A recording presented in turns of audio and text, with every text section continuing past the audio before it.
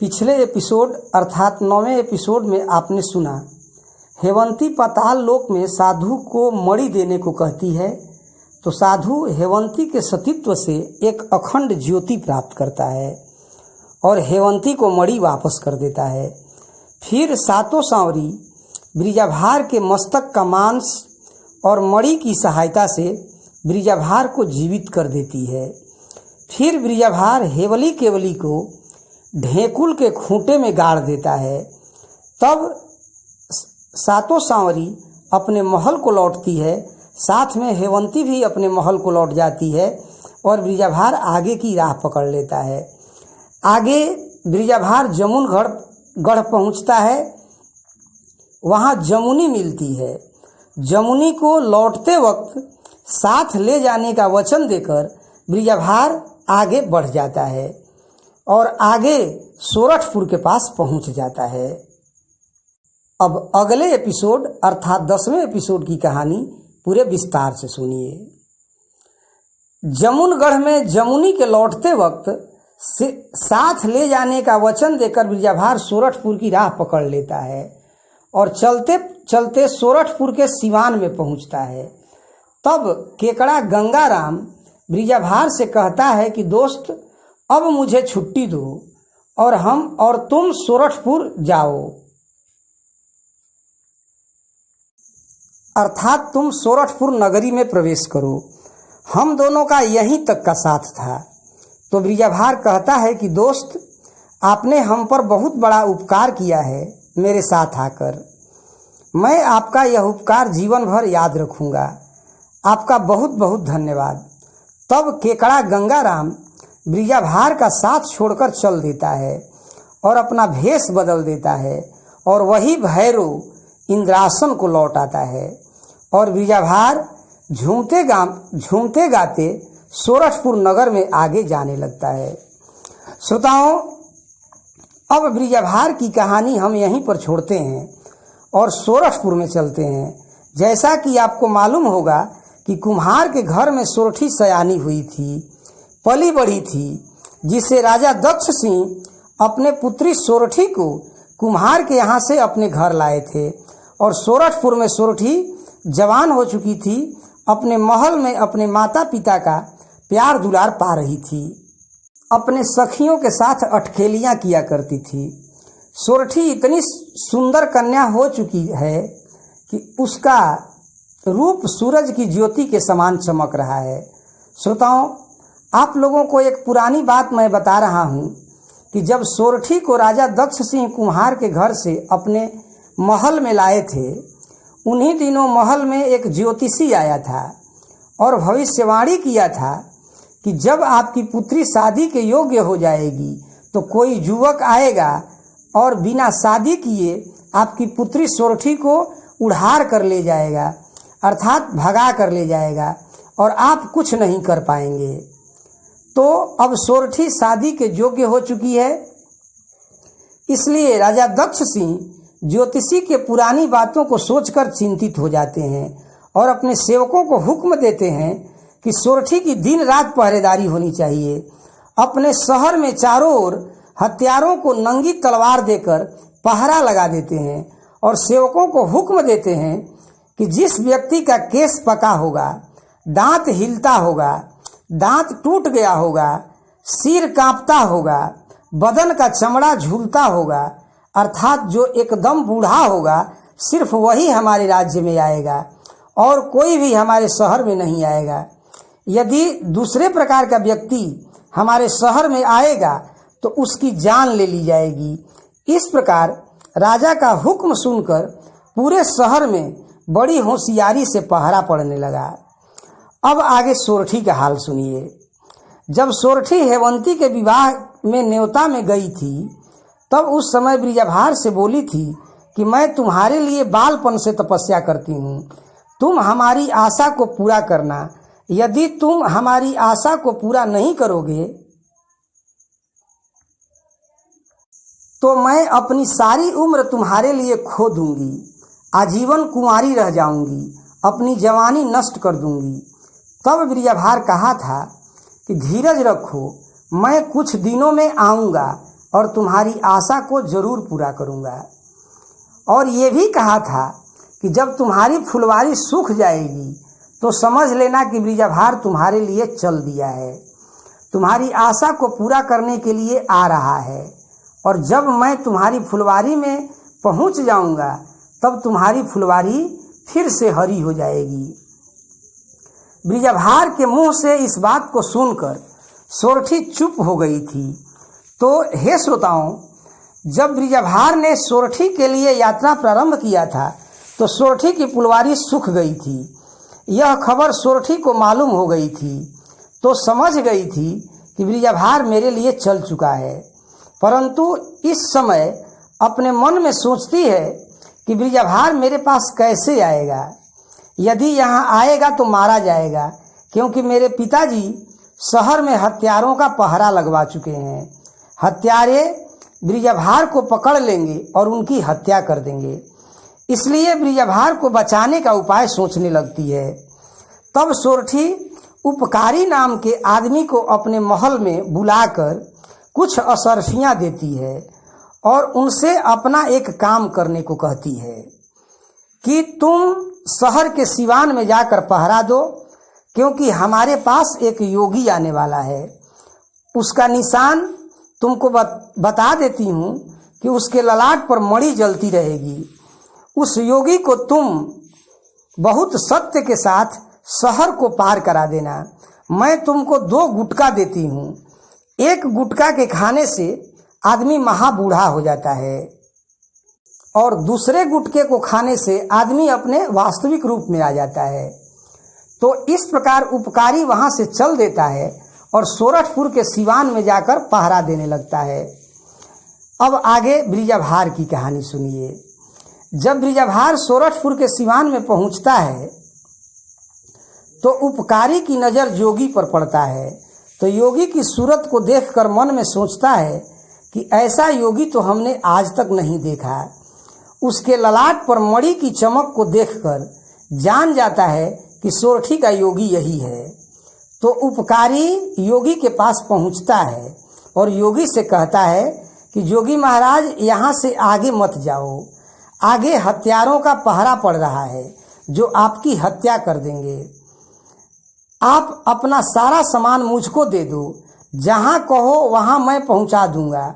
हमारे पास एक गुटका है जिसको खाकर आदमी महाबूढ़ा हो जाता है, और एक दूसरा गुटका है जिसे खाकर आदमी वास्तविक रूप में आ जाता है। आप गुटका खा लो और ठेंगते हुए मेरे साथ चलो, और जहाँ कहो वहाँ मैं आपको पहुँचा दूंगा। तब ब्रिजाभार उपकारी की बात मान लेता है और पहला गुटका खा लेता है। गुटका खाकर ब्रिजाभार एक बूढ़ा कुबड़ा बन जाता है। लाठी पकड़कर ठेंगते हुए आगे आगे ब्रिजाभार चलने लगता है और पीछे पीछे उपकारी ब्रिजाभार का सामान लेकर चलने लगता है। ब्रिजाभार का केस पक गया है, देह का चमड़ा झूल गया है, दांत हिल रहा है, सिर भी कांप रहा है। कांपते कांपते योगी आगे चला जा रहा है, शहर के भीतर पहुंचता है। तो पहरेदार हत्यारे बूढ़े को देखते हैं तो सब मारो मारो कहकर उसकी ओर दौड़ने लगते हैं। कुछ कहते हैं कि इसका खाल खींच लो।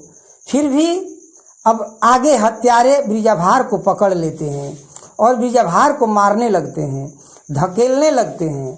तब तक शहर के कुछ लोग हत्यारों के पास पहुंचते हैं और हत्यारों से आग्रह करने लगते हैं कि क्यों इस बूढ़े की दुर्गति कर रहे हो, छोड़ दो इसको, यह महाबूढ़ा है, इसकी हत्या का पाप लग जाएगा। लोगों की बातों को सुनकर हत्यारे ब्रिजाभार को छोड़ देते हैं और बूढ़ा शहर के पार आ जाता है। जब शहर में कुछ दूर चलता है तब उपकारी ब्रिजाभार को दूसरा गुटका खिला देता है। तब ब्रिजाभार जोगी बन जाता है और तब उपकारी कहता है कि अब आप सुरक्षित हैं, अब आपको जहाँ जाना है वहाँ जाइए और मैं अपने राह जा रहा हूँ। और उपकारी चला जाता है। तब ब्रिजाभार सारा सरंजाम पहनकर पूर्ण योगी का वेश बनाकर आगे बढ़ने लगता है। आगे बढ़ते बढ़ते सोरठपुर के फुलवारी में पहुंचता है और सोरठपुर के फुलवारी के पश्चिम कोने में एक कुआं है। वहीं पर योगी आसन लगाकर बैठ जाता है और वहीं पर धुइयां रमा देता है। भांग रगड़ने लगता है। भांग रगड़कर कुछ अपने गुरु जी को चढ़ाता है और कुछ अपने खाता है और अपने गुरु का भजन गाने लगता है और मोहिनी बांसुरी बजाने लगता है। बांसुरी बजाकर लोगों का मन मोहने लगता है। उसी कुएं पर अपनी धुइयां जमाकर कुएं पर आसन लगाए रहता है। तब तक कुएं पर एक बुढ़िया हाथ में गगरी और डोरी लेकर पानी भरने के लिए आती है और पानी भरने के लिए डोरी से गगरी कुएं में लटका देती है और गगरी से पानी निकालकर गगरी का पानी कुएं के जगत पर रख देती है। तब ब्रिजभार बुढ़िया को देखता है और दौड़कर बुढ़िया के पास पहुंच जाता है। कहता है कि बूढ़ी माता, मुझे भी बहुत जोर का प्यास लगा है, मुझे भी पानी पिला दो और आशीर्वाद पाओ। तब बुढ़िया कहती है कि तुम खुद ही मांगने खाने वाले हो, भिक्षा मांगते हो, तो मुझे क्या आशीर्वाद दोगे? हमारे पास किसी भी चीज़ की कमी नहीं है। ईश्वर की कृपा से हमारा घर सभी चीज़ों से भरा हुआ है। मुझे तुम्हारा आशीर्वाद नहीं चाहिए। हमारे घर में 7 बेटा, 7 पतोह, 14 नाती और 28 परनाती हैं। मुझे कुछ नहीं चाहिए। पहला घड़ीला अपने घर में रख कर आऊँगी और दूसरा घड़ीला से जब पानी भरने के लिए आऊँगी तब आपको पानी पिलाऊँगी। तब ब्रिजभार बुढ़िया से कहता है कि तुम हमारी धर्म की माता हो, प्यास के मारे मेरा प्राण छूटा जा रहा है, मुझे पानी पिला दो। फिर भी बुढ़िया ब्रिजभार को पानी नहीं पिलाती है। ब्रिजभार को पानी पिलाने से साफ मना कर देती है। तब जोगी मन में सोचता है कि बिना भय के जग में प्रीत नहीं होता है। तब ब्रिजभार उल्टी खंजड़ी बजा देता है और बुढ़िया के घड़ीला का पानी सूख जाता है। बार बार बुढ़िया अपने घड़ीला में पानी भरती है और बार बार ब्रिजभार घड़ीला के पानी को सुखा देता है। पानी भरते भरते बुढ़िया परेशान हो जाती है, हाथ लाल हो जाता है, डांड टेढ़ुआ जाता है। पानी भरते भरते आधा पहर बीत जाता है, तब भी पानी घड़ीला में नहीं भरता है। तब बुढ़िया सोचती है कि घड़ीला कहीं फूटा होता तो जगत पर पानी बहता, कहीं पानी भी नहीं बह रहा है, तो आखिर यह पानी कहाँ जा रहा है? हमारा घड़ीला क्यों नहीं भर रहा है? तब बुढ़िया क्रोधित हो जाती है और क्रोधित होकर घड़ीला को चारों ओर से छूने लगती है। देखने लगती है कि कहीं घड़ीला फूटा तो नहीं है, परंतु घड़ीला कहीं पर भी फूटा हुआ नहीं देखती है। तब बुढ़िया सोचने लगती है कि खाली घड़ीला लेकर हम घर जाएंगी तो हमारे पुत्र पतोह क्या कहेंगी? उन सबको मैं क्या जवाब दूंगी? पुत्र पतोह सब हमको मारने लगेंगी। उन लोगों को हम क्या जवाब देंगी कि घड़ीला में क्या हो गया है? तब बुढ़िया सोचने लगती है कि लग रहा है कि योगी को हमने पानी नहीं पिलाया है, सब उस योगी की ही करामात है। तब बुढ़िया योगी के पास जाती है और योगी से कहती है कि तुम हमसे दिल्लगी क्यों कर रहे हो? 12 वर्ष के तुम हो, 80 वर्ष की मैं हूँ। मुझसे दिल्लगी अच्छा नहीं लग रहा है। दिल्लगी करना है तो शहर के भीतर चले जाओ, तुम्हारे योग्य कन्या सोरठी है। जैसा तुम्हारी सूरत वैसा ही सूरत कन्या सोरठी की है, जाकर उसी से दिल्लगी करो। तब बुढ़िया के इस बात को सुनकर ब्रिजभार बुढ़िया से कहता है कि माता, हम तुमसे क्यों दिल्लगी करेंगे? हम पर झूठा अछरंग क्यों लगा रही हो? हमको क्यों दोषी बना रही हो? मैंने तो कुछ नहीं किया है। तब बुढ़िया कहती है कि तब क्यों मेरा बार बार घड़ीला का पानी सूख जा रहा है? हमारा घड़ीला का पानी कहाँ जा रहा है?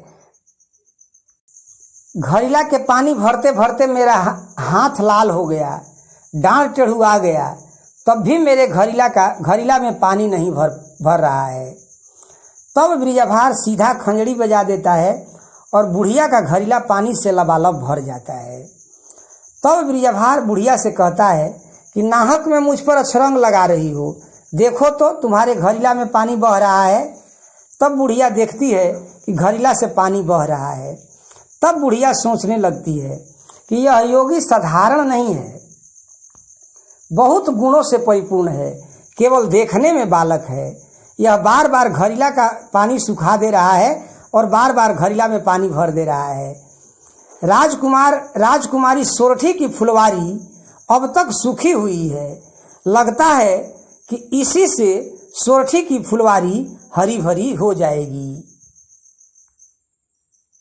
दोस्तों, आज के इस एपिसोड में आपने सुना कि ब्रिजाभार की मुलाकात बुढ़िया से होती है और बुढ़िया सोचती है कि इस योगी को सोरठी के फुलवारी में ले जाना चाहिए। तो अगले एपिसोड में आप सुनेंगे कि कैसे ब्रिजाभार सोरठी के फुलवारी में पहुंचता है, और सोरठी के फुलवारी में पहुंचता है तो सोरठी के फुलवारी में कौन कौन सी विचित्र घटनाएं घटती हैं और किस प्रकार सोरठी की फुलवारी में ब्रिजाभार से सोरठी की मुलाकात होती है और कैसे ब्रिजाभार और सोरठी एक साथ अब वहां से चलने की तैयारी करते हैं। आगे की कहानी अत्यंत ही रोमांचक और रोमांटिक है, आप जरूर सुनेंगे। तो और इन रहस्य और रोमांच से भरी इस कहानी को सुनने के लिए भारतीय लोक कथाएं चैनल को सब्सक्राइब कर लीजिए, साथ में बेल आइकन को भी दबा दीजिए ताकि आगे की कहानी आपको सबसे पहले आप ही के पास प्राप्त हो। और वीडियो को देखने के लिए बहुत बहुत धन्यवाद। शेष अगले एपिसोड में मिलेंगे। जय हिंद, जय भारत।